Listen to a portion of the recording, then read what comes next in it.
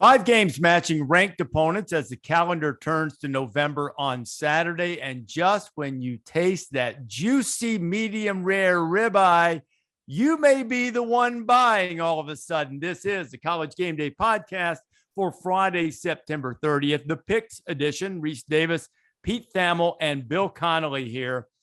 And Sarah Abbott, our intrepid producer, who is chagrined and distraught, disconsolate over the rousing comeback the three of us made this week in terms of our record. Sarah, could you tell the podcasting public, I don't really care if you tell them Pete and Bill's record, but given that I've been so woeful, I mean, brutal this season, tell the people how I did last week. You were due, Rece. You were due. I was due. First of all, please note, Rece came on and was like, I did so bad this whole time. He's like, I've been doing so bad. He went 10-1 last week, and I had to re-listen to the podcast to make sure that was right. So Rece went 10-1, Pete went 8-3, Bill went 7-4, I went 6-5, and Taylor went 3-8. So Taylor's been gallivanting around Europe. Clearly, the canals of Venice don't have the answers. He's just lost his touch, you know. Pete SP Plus is still beating up on poor old USC too. Bill, how's SP Plus faring? Well, where is SC? They're still like in the 20s in SP Plus right now. Yeah, I think so. The problem, their biggest problem right now is that they actually lived up exactly to projections last week, or actually slightly worse, I think, in the way they beat Oregon State. So any chance they had, it's just this big sliding scale of preseason projections go out and in-season numbers go in. But now they haven't quite overachieved as much as they had. So they're still, I think, 25th in the numbers. And I mean, I'll tell you right now, that's wrong. I've been saying it all year. They're only 19th in offense. And again, their offense didn't look great last week, but they've still proved more than that. It's the defense where I have all the questions. And they're 35th in defense, 110th in special teams. And that's dragging them down a little bit, even if their offense is a little artificially low, I would say. It's a funny thing, and we're going to get to picks quickly. Pete and I sometimes talk about how I vote in the AP poll. And going into the season, I was one of the biggest SC skeptics. I continually use the metaphor. I know Lincoln Riley can drive a Lamborghini when it's handed to him. Let me see if he can build one. And I remain a skeptic. I was very impressed with the win Saturday night because that was real adversity. And they had a lot of chances to lose the games, and they made winning plays when they absolutely had to make winning plays, had no other choice. But I still remain skeptical. I still have them ranked 4th because I think what they've done up to this point is better than the other candidates, closely with Michigan. Reasonable minds could differ on that.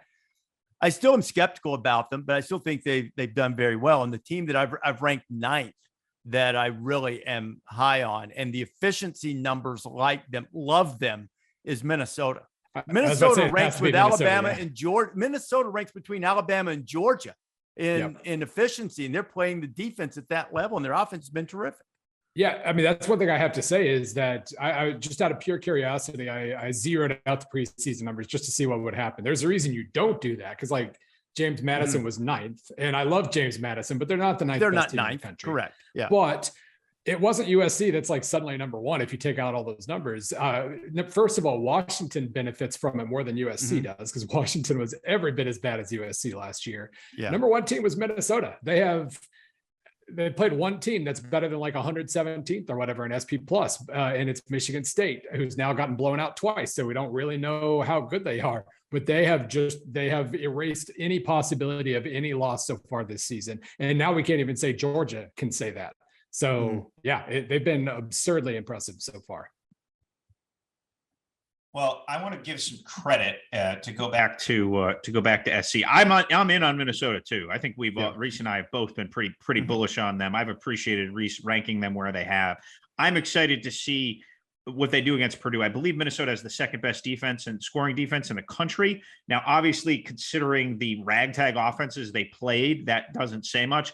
Now you're going to play Purdue. There's obviously some health questions around Aiden O'Connell still, and whether or not he'll play on Saturday. So they may catch a break I think that's a noon ESPN2 game on Saturday. They may catch a break and get maybe a watered down version of the Boilermakers. But I do think Purdue is a test. Jeff Brom calling plays is a test. Like, you know, if I went and played quarterback, Jeff Brom would throw it 52 times against Minnesota on Saturday. So it is, and they have some tailback health issues too. Any potential investors should be paying careful attention before they put their hard-earned money on any team in that game. But I'm excited to see that. But I do want to give credit to my favorite play of the weekend, which I was actually in attendance at the Bush Push. Were you there, Rece?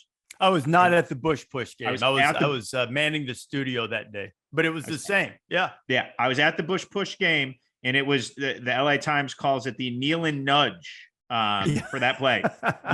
Brett Nealon, the veteran USC center, came along and gave Caleb a little boost, just like Caleb last year ripped the ball from his own guy to get the first down to save a game. So that's right. I think if that play had happened in a 3:30 primetime game on a channel that didn't require a stolen password, we might be hearing a little bit more about the kneel and nudge this week, because that is a play that changes the trajectory of the Pac-12 race. You could potentially argue the CFP race.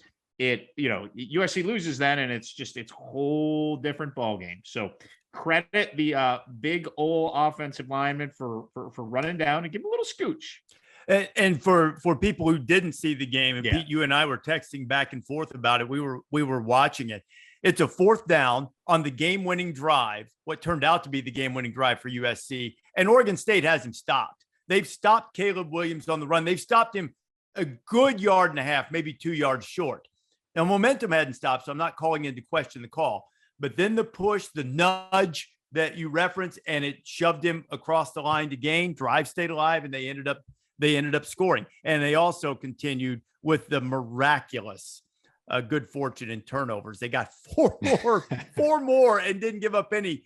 They're 14-0 in turnovers right now. That will change at some point this year. But there's also a school of thought, and I subscribe to it, that even if you don't play your best and you win, or if you keep getting turnovers and not giving them up, sometimes it builds on itself and it becomes something you believe in and expect, and it gives you a level of confidence and comfort that elevates your play. So how awesome did it look in that stadium on Saturday night? Oh, like it looked electric there, because it was the condensed version of Recer, because of they blew up one side, and that place looked like it was on fire. What a fun environment. And anyway, Bill, I cut you off. Oh no, I was just going to say, I've talked about this before. Typically the ratio of interceptions to pass breakups is like 1-4. And it's like 11-13 for USC for their defense. It was 4-3 the other night. And when for the other team, it's like 0-12 or something to that effect. And they've recovered every fumble. It's crazy, and it's not going to last in that regard. But you're right. I mean, if you have this extra little boost of confidence, if nothing else, maybe you're pursuing the ball a little more than you are, pursuing the play a little more than you otherwise would have. And little things like that can add up. This isn't going to continue, though. We'll see which game the regression to the mean happens in. Well, I don't know if it'll be this one, because they play Arizona State this week, and the Sun Devils have not only have they had all kinds of issues, coaching change, they are also among the worst teams in the country, and fumbles lost. So it may not be interceptions this week, but fumbles have been an issue there. And to your point, Bill, just some misfortune for Oregon State in that game. Yep. They had some opportunities at getting some turnovers and didn't work out for them. You guys feeling good now? Everybody coming off a good winning week. Now, let's not overthink this. Let's just make some picks. Pete accused me last week of saying I wasn't going to overthink, and then talking myself out of several picks, and he wasn't wrong. I will absolutely do whatever you did last week, Rece. If I could remember what I did. I mean, Sarah's right. I came on. I think these out when I make the picks, but I'm not writing them down and keeping up with them. The only thing I keep up with doggedly is my super dog every week. I watch that like I'm watching the Super Bowl or the college football playoff national championship game, which is always far more important to me than the Super Bowl anyway. So I'm watching I'm watching 2 weeks ago, Western Kentucky botched the game against Indiana. I may never forgive them, even though I got the cover. And my love for James Madison will probably never die after rallying from 28-3. And when they got it to 28-17, I said, maybe Todd Centeio and my buddy Tino Sinceri there, who's the passing game coordinator, maybe they'll get one and get in the back door and I'll get a couple. Right. They won the thing outright. So they scored, they were inching back and then suddenly they were ahead. Yeah. It happened really quickly. Yeah. So there you go. That's what I really, I mean, look, I care about this too, because I want you guys to buy me a steak, but I forget who I picked. So maybe, I don't know, maybe we need a group text so that we know who to root for and who to root against. Not in terms of the teams, because I want to be clear. We're not rooting for or against the teams. Bill is just rooting for me to fail. Pete is just rooting for me to be wrong. It has nothing to do with your team or whatever. That's just what they want, because that's the kind of guys they are. And I'm going to assume, by the way, that Desmond learned his lesson trying to pick Missouri as a super dog after everything that happened last weekend. That was like Western Kentucky, Indiana times 12. Well, I made it. This is actually, I'm glad you brought that up, Bill. This is a good opportunity. That was my earlier this week on the podcast, was the dumb loses more than smart wins moment of the week. And, I had great sport with the fact that highly intelligent, academically decorated guy from Stanford was the one who reached the ball and, fumbled the ball there.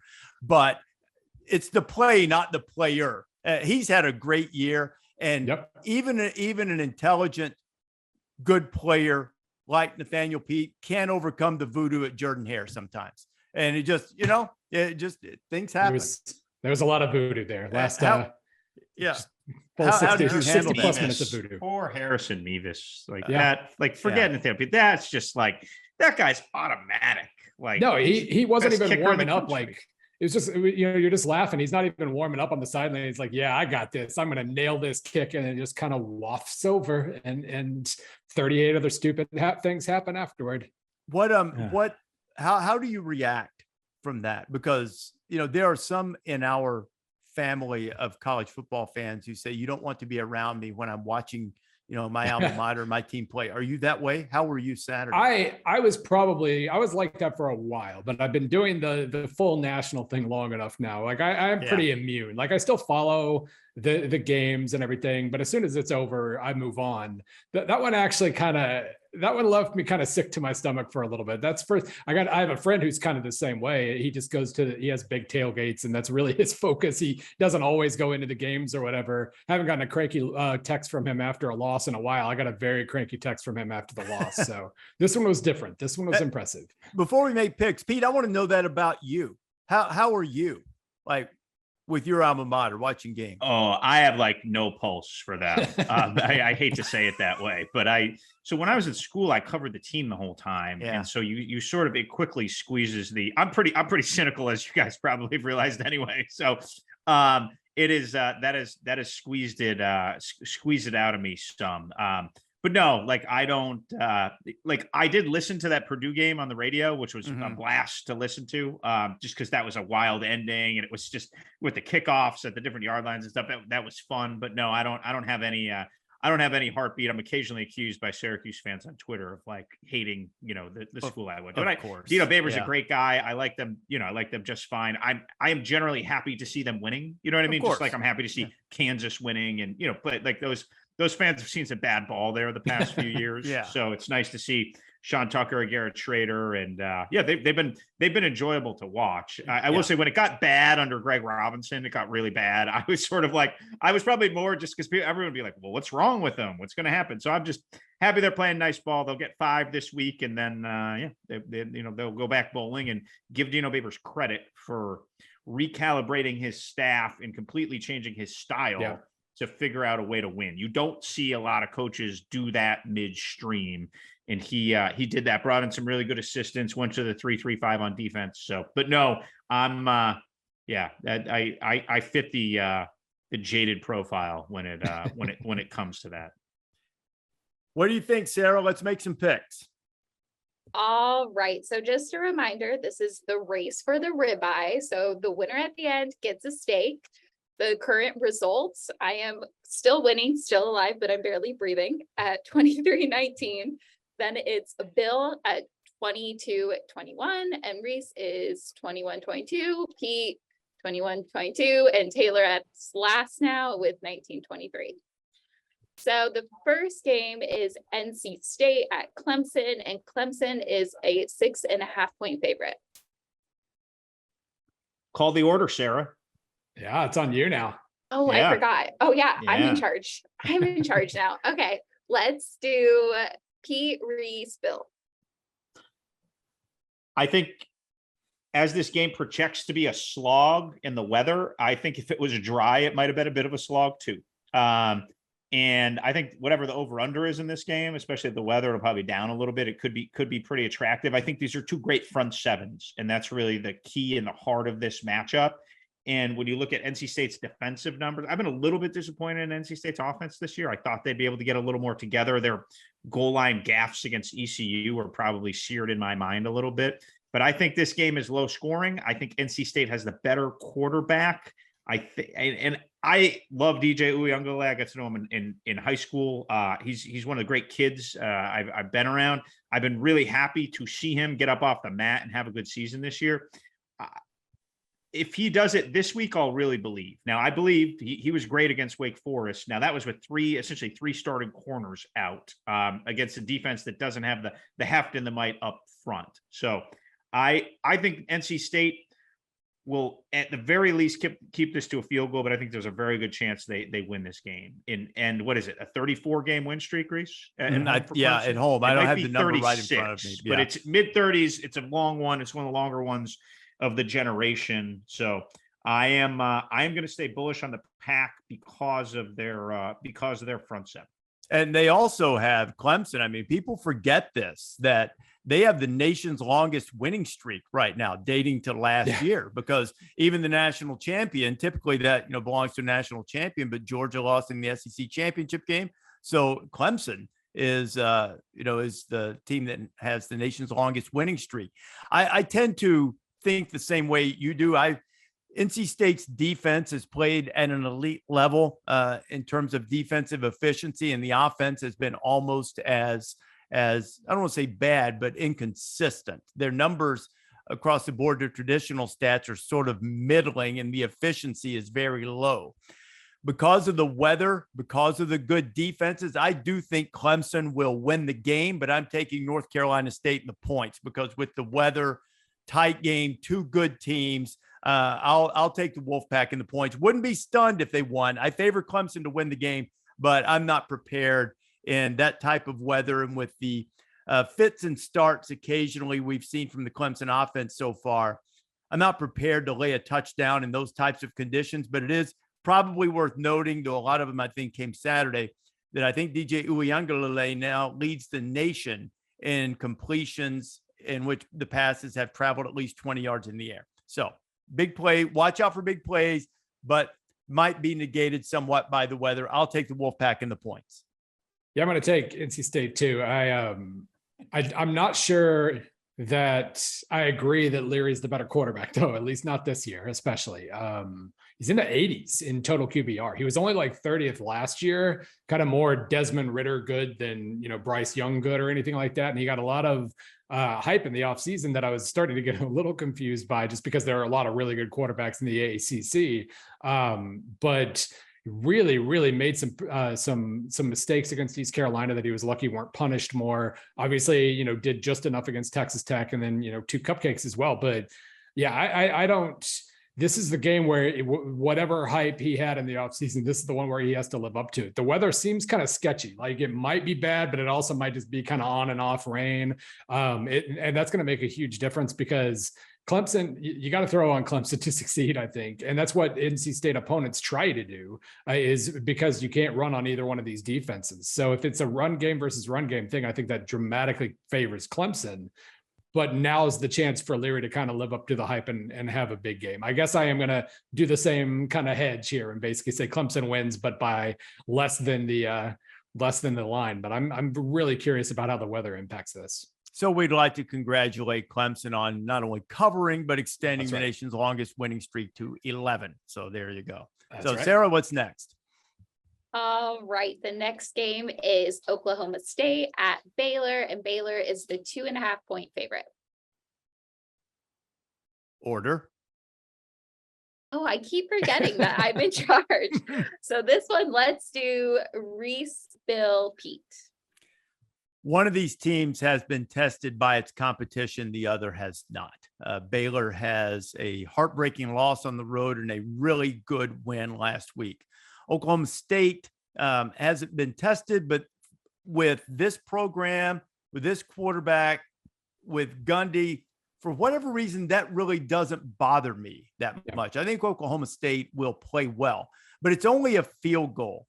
And I know that there will be a lot of motivation on the Pokes side after what happened in the Big 12 championship game last year and coming up about 3 millimeters short of winning the conference title, and Baylor went on to win it. But with it only being a field goal, if I think Baylor is going to win, it almost stands to reason that they're going to win by 3, one would think. So I'm going to go ahead and lay the 2.5 and go with the homestanding Bears. We're not going to be unanimous on this one then. It sounded like I was about to say exactly the same thing. I do think, Baylor's probably slightly better overall, at least at home. It's kind of like a ceiling versus floor thing, right? We've seen from Oklahoma State, their ceiling offensively is back to where it was a few years ago. The receiving core is healthy and experienced, and Braden Johnson is putting up ridiculous numbers. The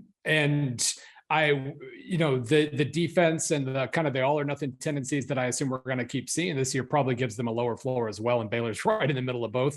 It is a really interesting matchup just in terms of physicality and explosiveness and who makes the plays and who allows them and all that. I'm going to take the points. I'm going to say Oklahoma State, but if it's a 1 or 2 point win, then I think it's still Baylor. It's really, really close. Yeah, I don't think there's a top 10 team we know less about, or a top 25 team, or maybe a team we know less about than Oklahoma State because of the way they've not been tested. So I'm going to agree with Rece's logic, which is always scary until last week, and just basically say there's a good amount of empirical evidence of Baylor getting punched in the mouth, Baylor in tight games, Baylor in kind of a meat grinder, and I don't think this game is going to be in the teens a lot more likely than it's going to be in the 30s, right? So I think Baylor kind of slugs around and figures it out. And I don't think they blow out Oklahoma State by any means, but at least I feel good going into this game, knowing that Baylor is an improved team, tested team, shaped by a little adversity, and started to show some mettle. I don't think we've seen any mettle from Mr. Gundy's Pokes. Okay, the next game is number 18, Oklahoma, a 6.5 point favorite at TCU. And this time, let's go Bill, Pete, Rece. I hate the 6.5 point line so much. And over time, it doesn't matter. Like over a 40-year span, the 6.5 point favorite, we always talk about that extra half point. They win, it covers like 51% of the time. It's not a big deal, but I just hate it because it inevitably becomes part of your logic. I love what we've seen from TCU so far at times. I was talking about upside with Oklahoma State. We've seen a ton of upside, especially last week. First 2 quarters or so, 2.5, they look like a top 10 team against SMU. And then they completely fell asleep and thought about losing the game entirely. And I guess that means I will go with Oklahoma, especially since, we kind of talked about this last week. Oklahoma, Kansas State is just kind of its own beast, and weird things happen in this rivalry. And if we just ignore it entirely, OU's still been a really good team, and I figure they will be again. That's my entire logic right there. My logic is style in going with Oklahoma. I really wanted to take TCU, but I just think Oklahoma is a souped up version of what Sonny Dykes is going to have TCU doing. And I feel like with better players and some better skill, although TCU skill is pretty good, that the Sooners will go down there. And Kansas State stylistically just pounded the Sooners in the trenches. And I feel like this is the first real adversity on the field that Brent Venables has seen. He's seen some off the field, obviously, but on the field, I think he will have them hardwired to respond in Fort Worth this weekend, and they'll come out of there with a 10-point win. historically, if a team loses a game, the way Oklahoma has, the natural instinct is to say, boy, they're going to be mad. They're going to come out firing. Well, the last two times that Oklahoma lost to Kansas State, one time they lost, and the other time they fell behind, I think, by 3 touchdowns, at least 2 touchdowns, and had to rally to beat Iowa State at home by a single point. But it's a different regime. So you have to put some of that to the side. I think one of the more alarming things for the Sooners, even though the stylistic differences certainly played into that, is that the expected points per play, which Bill and smart people like him love, the worst by a Brent Venables coached defense in a regular season game since 2018 against Kansas State. I would feel differently about this game if they were still running the old school, maybe not the last couple of years, but the old school Gary Patterson, tough, hard-nosed type of offense instead of spreading it out and throwing it around. I'm going to take Oklahoma and lay the points. And because Dylan Gabriel has been highly effective, I don't see TCU slowing him down. And so I'll take the Sooners to respond, not so much because they lost, but because this probably fits their game a little bit better. So I think they'll win by 7. Okay, the next game I have for you is Wake Forest at Florida State, and Florida State is a 7-point favorite. And I forgot the order again, so we're gonna go Rece, Pete, Bill. I doubted Wake Forest last week because it was a tough matchup for them, I thought, and I was mostly wrong, if not completely wrong about that. And they only got to Sam Hartman, I think, 3 times. Florida State's pulled 2 out of the fire. There can be a strength in that. We assume Travis is still good. But you know what? Wake almost got Clemson. I think that their culture allows them to handle a disappointment like that. And Wake Forest has been pretty good. A lot of people have been good against Florida State recently, but I think I'm going to take Wake Forest. I think Wake will go in there and win the game. And what, remind me of the line again, Sarah? What's the line on that? Florida State is a 7-point favorite. Oh yeah, I'm taking Wake in the touchdown for sure. I think they're going to win the game outright. Yeah, I think. Yeah, I can't remember who's next. Was it you or me? I don't remember. I think I was second. Okay. But good. So the last 4 years of Florida State have sort of blended in our mind what we think Florida State is and should be, right? So they're starting to recalibrate our expectations. They're starting to look at some of the skill positions like Florida State again. And if they are the Florida State of prime Jimbo Fisher, prime Bobby Bowden, it's a distinct athletic matchup problem for Wake Forest, right? Now, Wake Forest won this game last year, obviously in Winston-Salem. They've had some success recently. And so like the existential question in my mind here is, you know, I have Wake Forest in my mind still struggling against Liberty, and then I have them like playing, one of the great shootouts of the season against Clemson.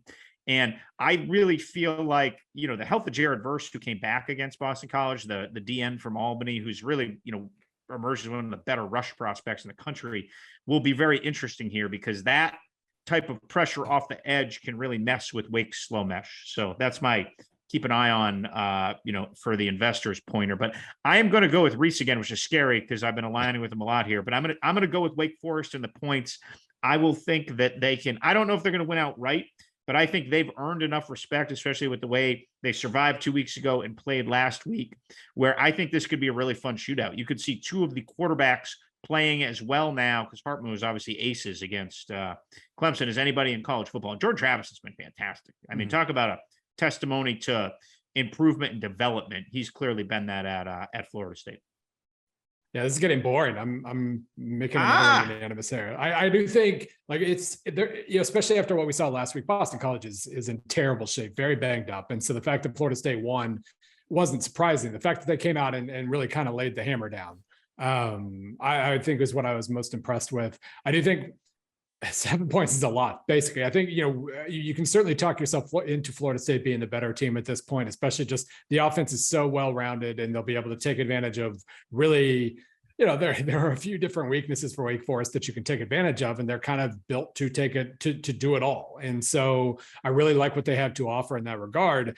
But yeah, like even if you think they're better, I don't think they've earned being 7 points better yet. So we're gonna, what does this say? Like 3 unanimous picks already so far. I'm going Wake. Oh no. Another group think week. So the next one is number 2, Alabama, the 17.5-point favorite at Arkansas. And let's go Bill P. Rece.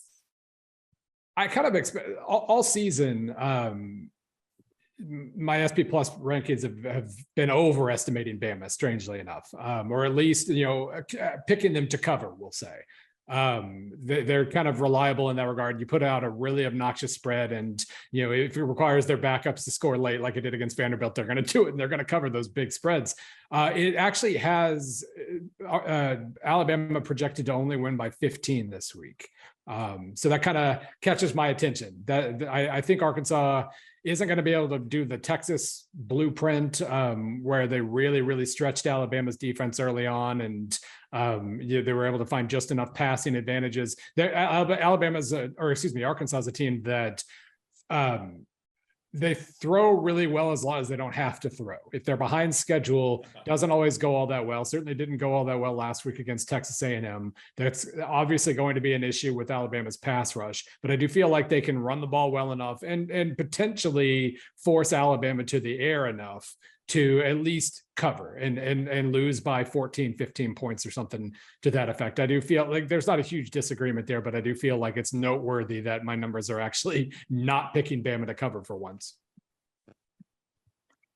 So if you had told me this number was 9.5, I wouldn't have been surprised. I was surprised that, that this number is as big as it is with Alabama on the road, favored by 17.5 in a game that I could see them losing. And again, we're biased by what we've witnessed, right? I sat there in Austin and watched them dance with the devil for 59 minutes. I was in Auburn in the press box and watched them dance with the devil for 59.5 minutes. And you look at some of the other road games that they've played in recent years, the loss to Texas A&M, the narrow escape from Florida. It's just hard for me to think of Alabama right now as it's constructed, with a mediocre offensive line, pedestrian corners, pedestrian receivers, going in and winning by 3 touchdowns. So I am not going to predict. I'm not going to call the Hogs and roll in on my Harley and predict a victory, but I do think it will be a close game and it will be an easy cover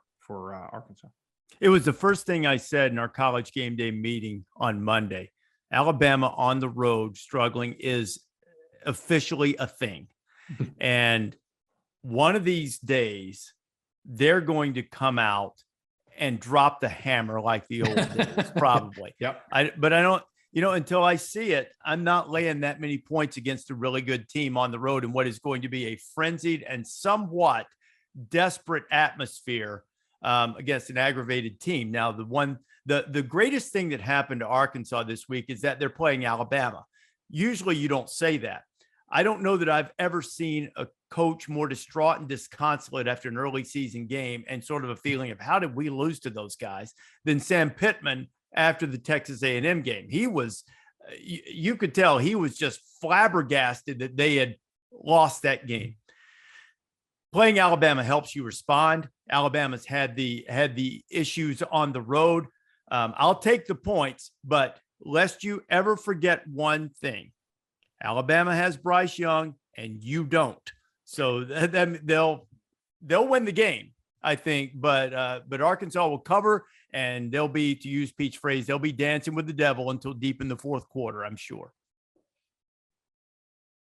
Okay, our next game is Stanford at Oregon. Oregon is a 17-point favorite. And let's do Pete, Rece, Bill. The wise guy in me wants to take Stanford, in part because they've been generally successful against the Ducks, and in part because it's just like it's like due for like a weird result here. But the pure logic part of me knows Rece is going to say it's been a calendar year since Stanford won an FBS game because that's been his favorite stat.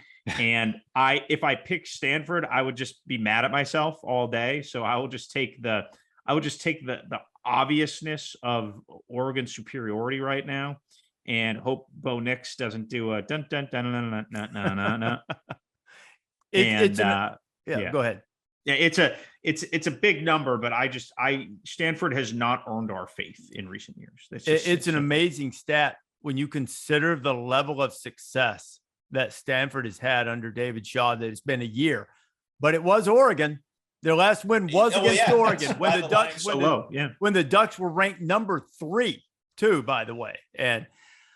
But with EJ Smith out, Oregon maybe feeling itself a little bit. They probably should have. I don't know what the win expectancy said, Bill, but just watching the game, it felt like Oregon should have or could have lost. But even so, it is a big number, and I'm going to lay it. I'll take the Ducks.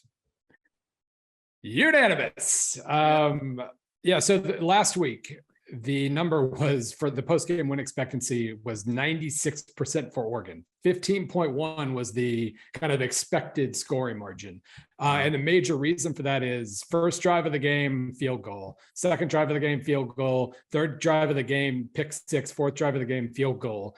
They just were constantly carving up Washington's defense and then shooting themselves in the foot. They stopped doing that and they stormed back, won the game. They were up double digits until that last play. They ended up outgaining Washington State by like 200 yards. It was really just the self-inflicted things that kept that game close.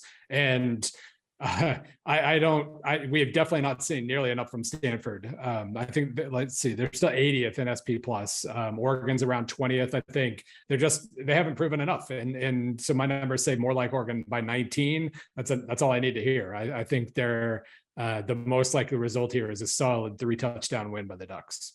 Okay. This one, let's do pretty quick because I don't think there's much to say. Rutgers at Ohio State. Ohio State is a 40.5-point favorite. It's a bargain. It's a bargain. I would lay 50 on that game. It's easy. Lay it. Go. I'm going to be counter here. I'm going to take Rutgers. Rutgers. I did again. I know Ryan Day does tend to push the metal down a little bit going forward, but I do think Rutgers' defense is actually like a real college football defense. Yeah. And if you and they statistically they've been great. If they didn't have a couple self-inflicted wounds, that Iowa game should have been the slog it was projected to be.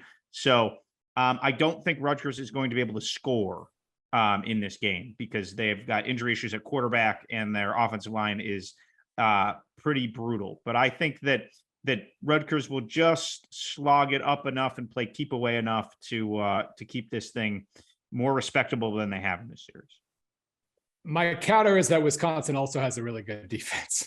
Toledo actually might have a pretty good defense. And really, like, my numbers are trying to convince me to go with Rutgers. It's a 31.7 projected scoring margin, which is crazy. The only way the Rutgers keeps this within 30 or 40, I think, is if they score 21.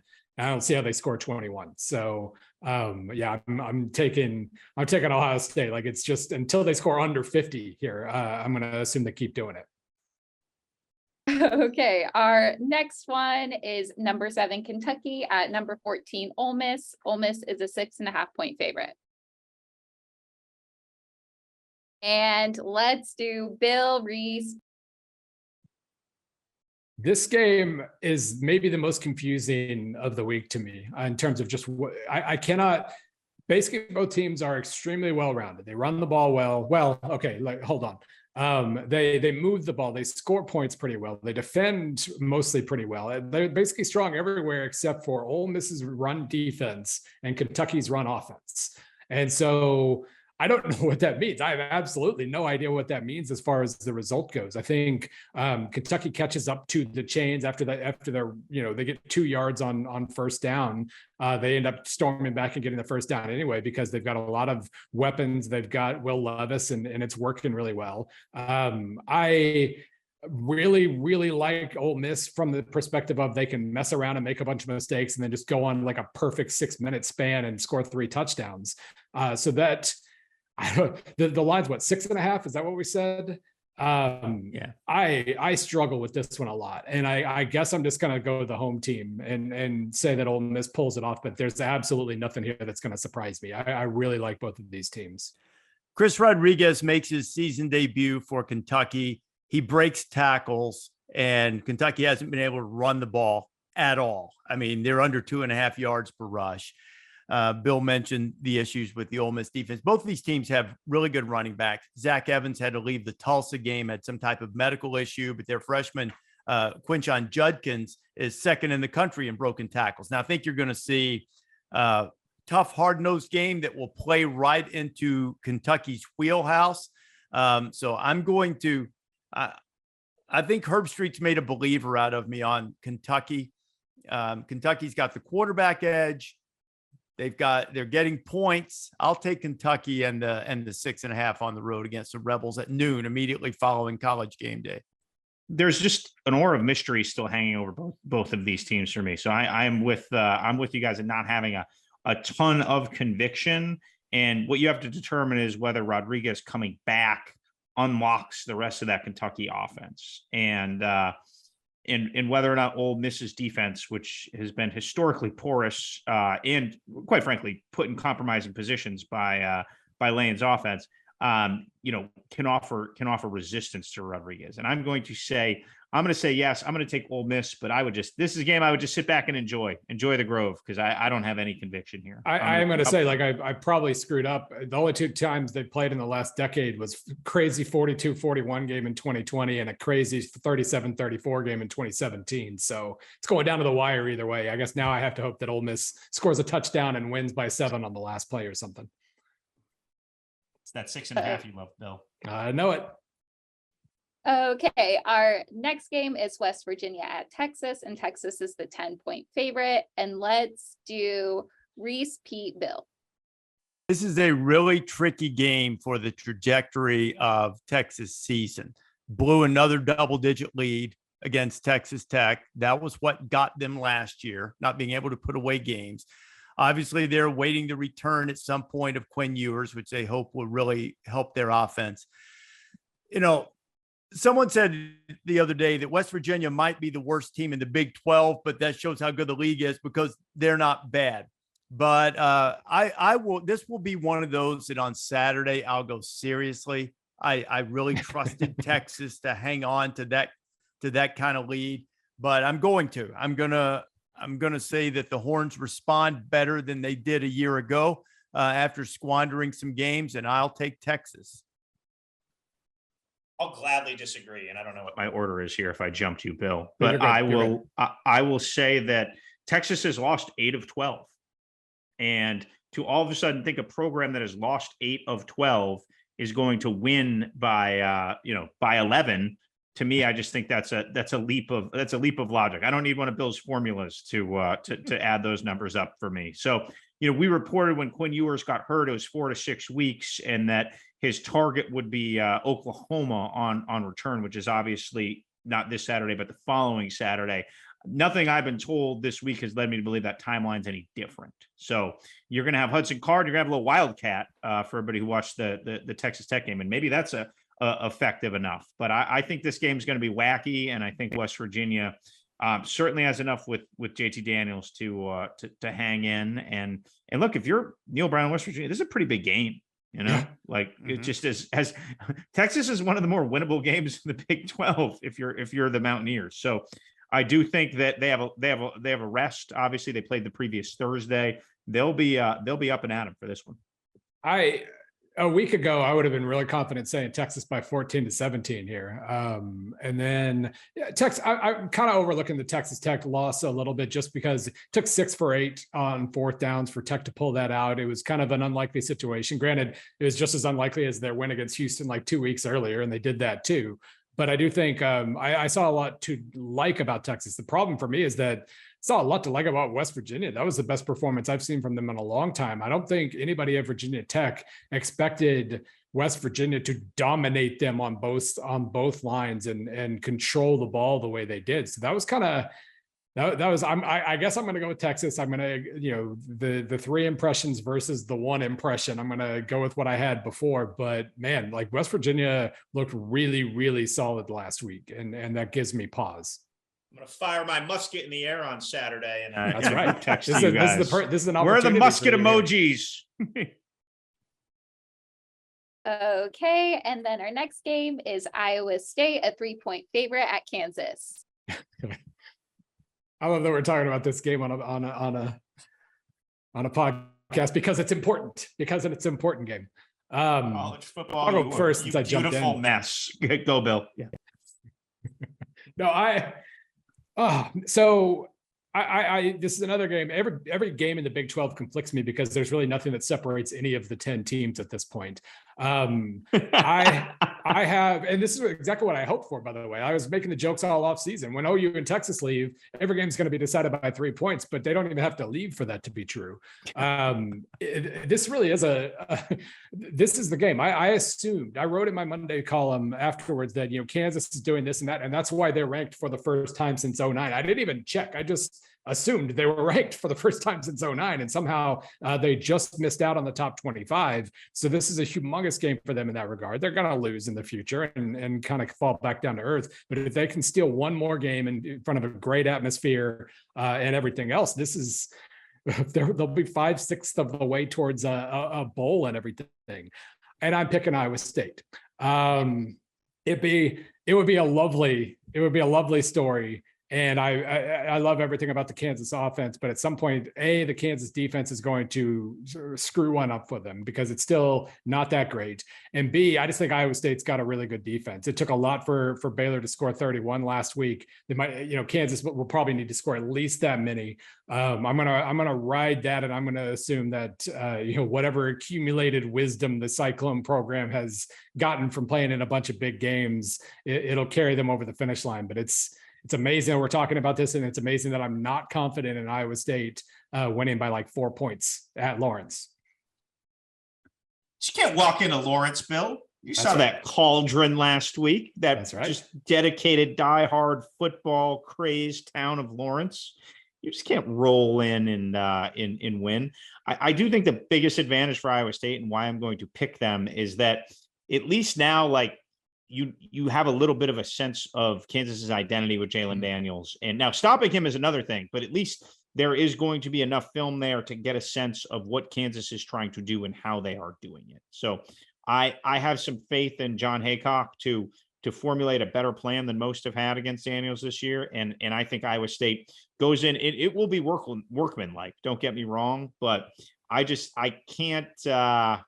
can't guzzle from the glass slipper quite yet on the Jayhawks still. So I'm going to go with I'm going to join you on the Cyclones.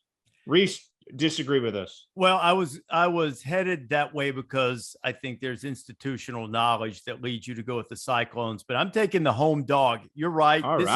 This is going to end for Kansas. Way too many holes on defense, and they will probably really get drilled by somebody. But I'm going to say the ride goes one more week. I'm getting some points at home. Might be the last chance for that for a while, at least in a game like this. So I'll take the Jayhawks at home and Jalen Daniels. Seeing the film's one thing, seeing him live and in person and getting him on the ground's a different deal entirely. Okay, and our last game is LSU, a 9-point favorite at Auburn. I'll start this one. LSU and Auburn.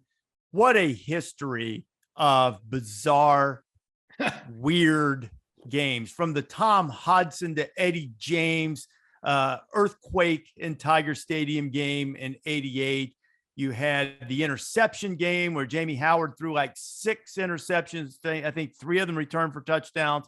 You had the barn burner game. You had the cigar game where Tuberville brought it actually hastened Jerry DiNardo's firing after Tuberville took Auburn down there and they blew them out, smoked cigars on their field. You had Les losing track of the clock and winning. And then you had the loser leave town match when Les and Gus went head to head. LSU scores a touchdown late. It was then overturned because time expired. And instead of Gus getting run out of town, it was less that got run out of town. Could have a similar situation for poor old Brian Harsin this week with Auburn's quarterback troubles and LSU being a little farther along than I expected.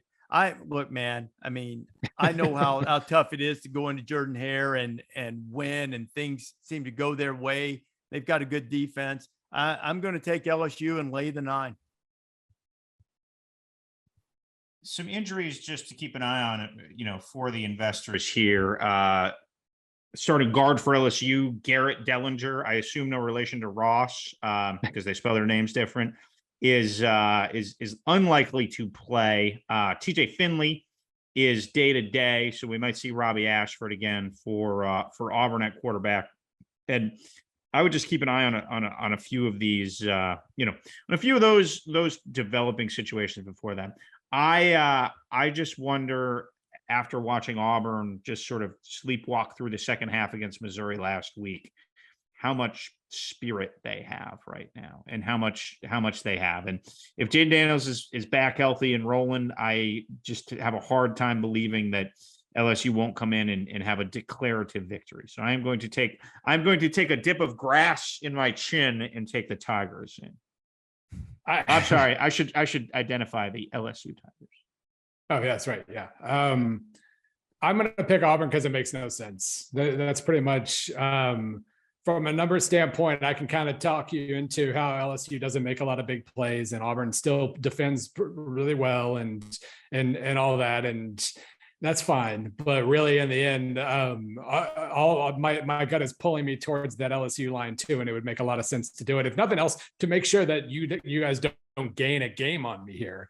But I'm just going to pick Auburn because that's the least sensible outcome in this crazy series. And therefore Brian Harsin will get to keep his job for another week. I do feel like, Auburn at this point is like, can we play a road game? Do we have to play another game here? Can't we leave town for a little bit? And that also doesn't say good things, but I'm picking Auburn anyway. All right, guys, let's do locks. And I'm going to go against protocol just slightly because the game will technically end on Saturday, East Coast time. Washington going to UCLA, both unbeaten. Washington's only favored by 2.5. I'm going to go with the Huskies. I'm going to go with the Huskies as my lock to win and beat UCLA in the Rose Bowl by 3. It would be, I was, looking through my numbers here and they actually, and it's trying to tell me to pick UCLA as the lock, and that would make for really good podcasting, but I don't think I believe that one enough. So I'm going to go instead. My numbers say East Carolina, USF. I know the line's changing because now it's a neutral site and that's going to be kind of a weird environment. But even before any of that, it was disagreeing with the line quite a bit. I think East Carolina wins this one pretty easily. I talked myself out of making Louisville one of my best bets against USF last week because of USF Florida. I'm not going to do that again. I say East Carolina pounds them. Well, my locks have been dreadful so far this season, but my one lock that has had a little bit of resonance was Minnesota, and they when they thumped Colorado by 100. And so I have always tended to ride locks a little bit. And I don't really have a good reason why I've done that over the years, but just in picking games. And so I liked Minnesota against Purdue, two very different style teams. So when you look at this game, Minnesota has won 4 straight in this series. Now they only have one blowout in those 4 games, but they have won 4 times in a row. The number is, I believe, 12.5 right now. And I really feel like, especially again, please monitor the health of Aiden O'Connell, which is going to be key in this game. But I really just feel like Minnesota is coming in soaring. Purdue is reeling, and the Gophers style should travel in this game. So I'm going to take the Golden Gophers. I call them the Fighting Rece Davises because he's been so high on their bandwagon. Well, I've abandoned the Fighting Rece Davises at Northwestern this year, and now hopped aboard the Gopher train. So. All right, let's hope the hot streak continues, gentlemen. Sarah, well done setting us up, and choose those games if you like to invest. along with us at your own risk. That is the disclaimer. Thanks for being with us. We're with you every Friday to make picks. College Game Day podcast on 3 times a week. We encourage you and ask your favor in downloading this podcast wherever it is that you like to get podcasts. Enjoy your college football weekend. Thanks for watching ESPN on YouTube. For live streaming sports and premium content, subscribe to ESPN+.